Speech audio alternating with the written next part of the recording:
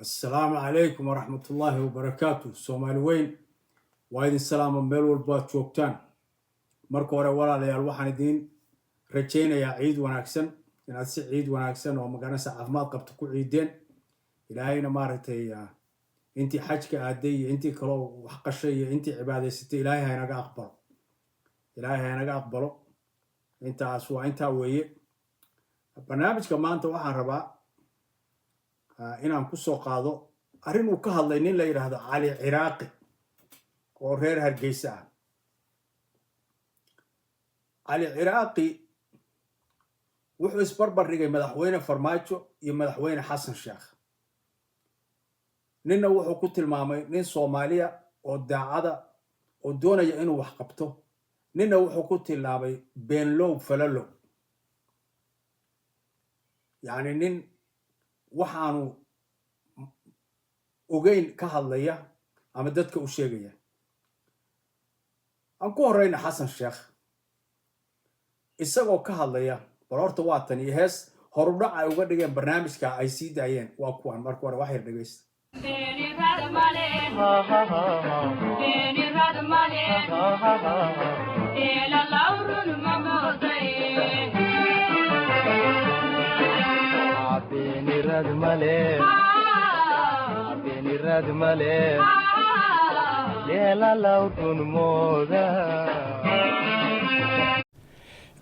beenta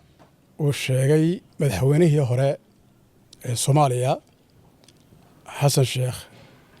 waxa weeyaan way la hadda madaxweynaha hadda ma jiro madaxweyne cusub oo la doortay way muddadii ka dhamaatay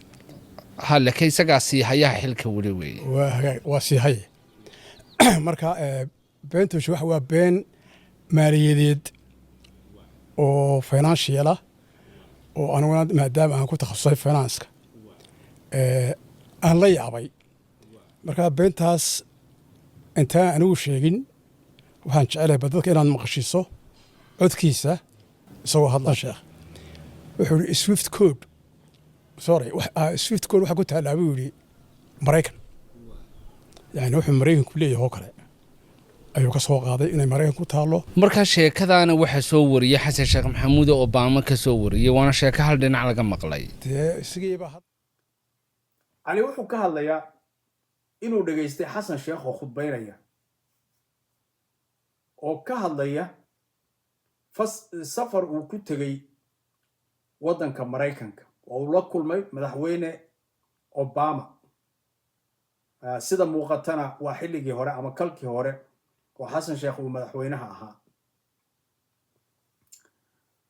Xasan Obama wuxuu weydiistay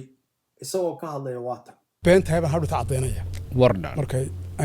aynu dhageysano bal daawadayaal aynu wada eegno muuqaalka intani qusaysa sheekada Swift Code-ka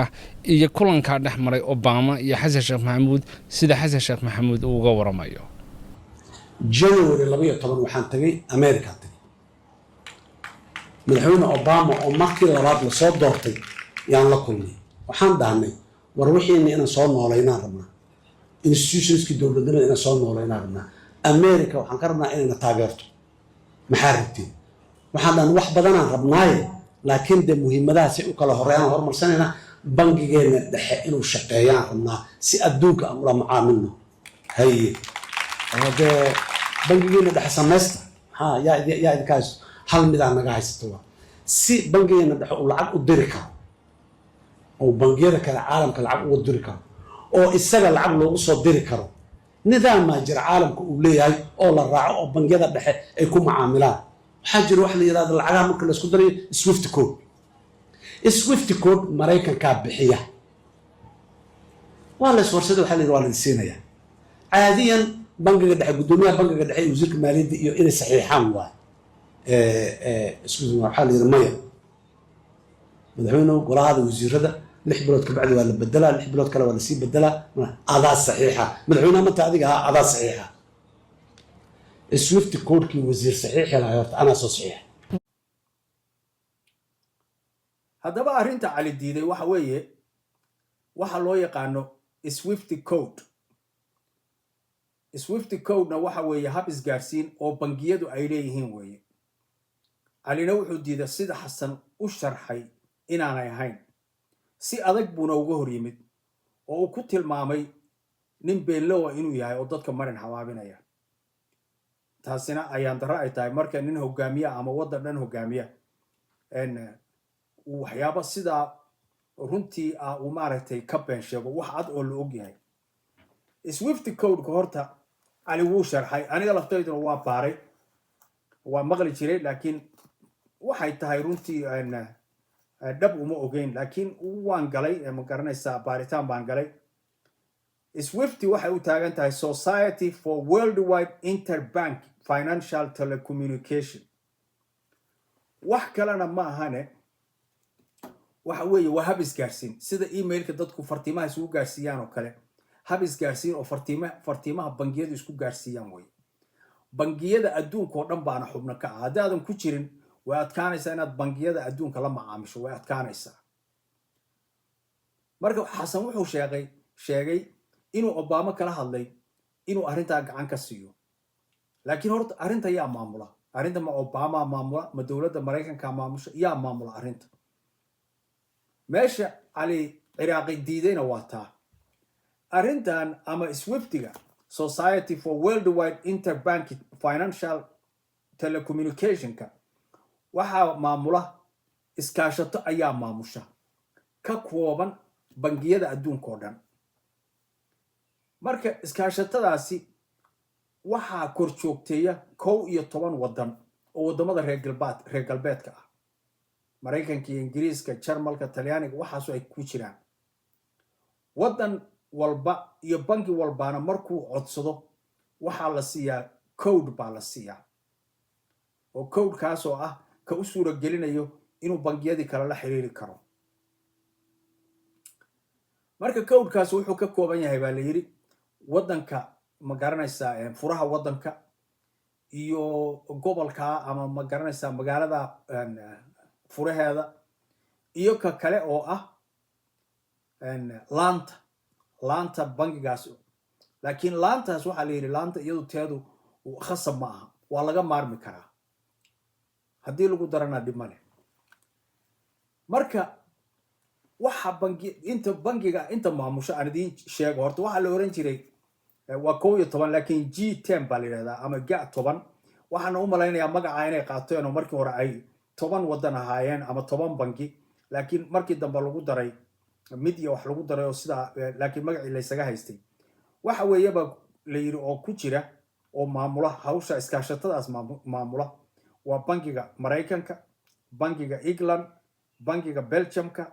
bangiga kale oo ay ka mid yihiin ka Canada iyo Faransiiska iyo Jarmalka iyo Talyaaniga iyo Japan iyo Netherlands iyo Sweden iyo Switzerland iyo European Central bankiga dhexe ee European Unionku ay leeyihiin intaas ayaa maamusha iyaga marka kor joogteeya iyaga go'aan ka gaara cidii la siinayo wixii la siinay maamulka iyaga gacanta ku haya Xasan Sheekh marka wuxuu sheegay inuu Obama yiri okay waa ku siinaynaa codekaas waa ku siinaynaa wasiiradaada waa la bedelaa 6 biloodba mar bankiina dhexe dadkii joogana waa la bedelaa adigu saxiix marka cali ciraaqi waa nin bangiyada ka soo shaqeeyay muddo badan buu ka shaqeynaya bangiyada siduu sheegay waana nin xogogaal ah waxaa marka u cuntami weyday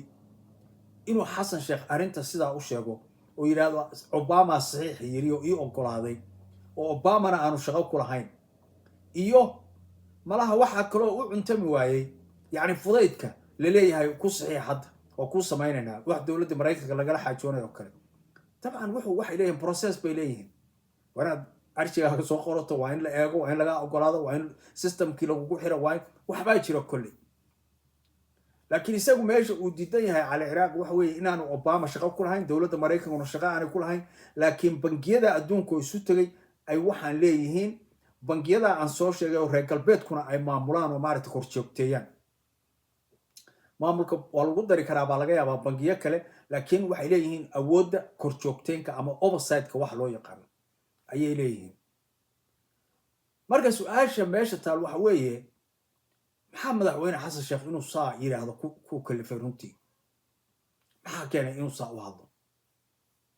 runtii waa arrin la yaab leh weeye arrin la yaab leh weeye maxaase obama u oran karaa wasiiradaadu 6 bilood baa la bedelaa iyo kanaa la bedelaya adigu qabo hawsha saxiix haddiiba wasiirkiiba meesha uu joogo saa in loo fudud oo loo saxiixa ay tahay wasiirku muu saxiixo ama ninka bankiga dhexe guddoomiyaha ka ah muu saxiixo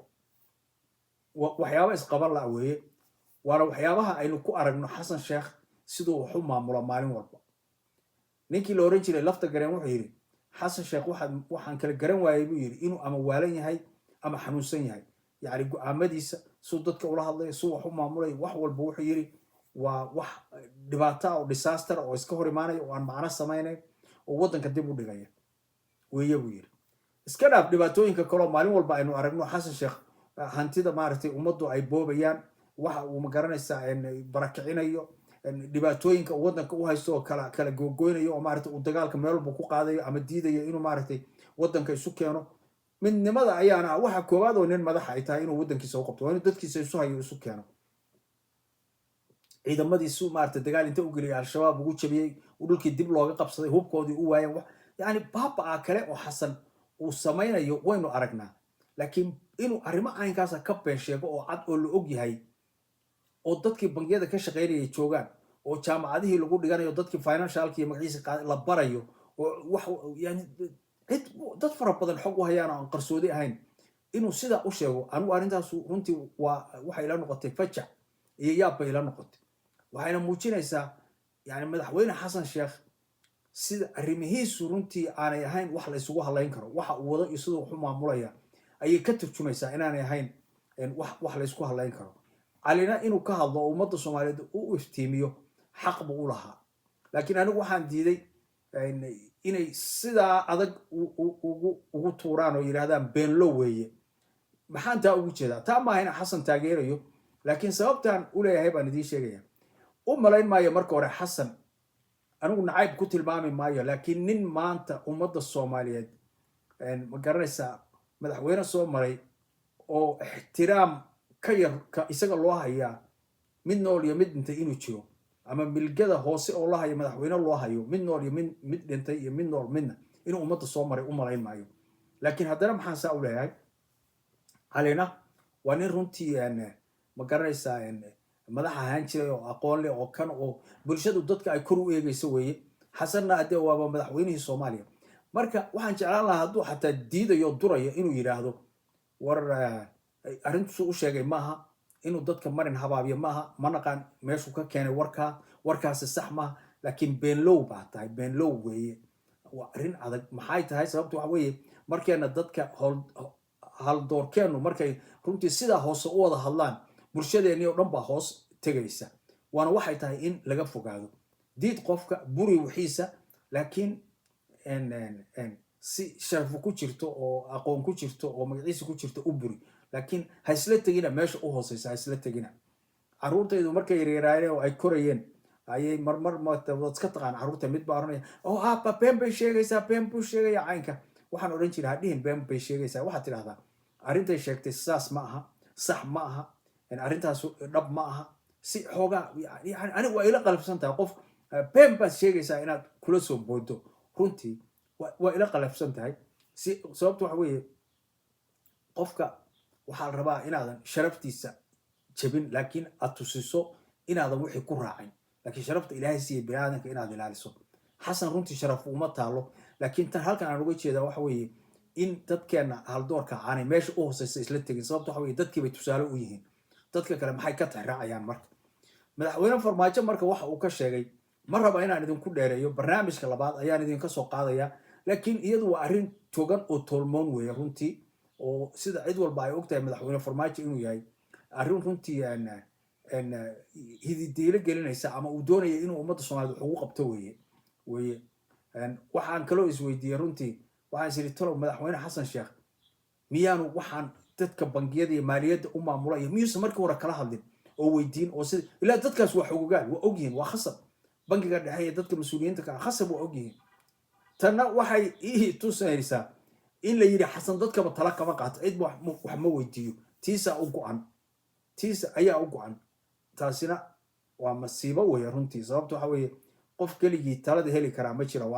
waana muuqataa tala xumada caynkaasi meesha ina dhigtay iyo meesha xasan inala aaday dowladnimadeena uu geeyey waa muuqataa cabdi maxamuud qalla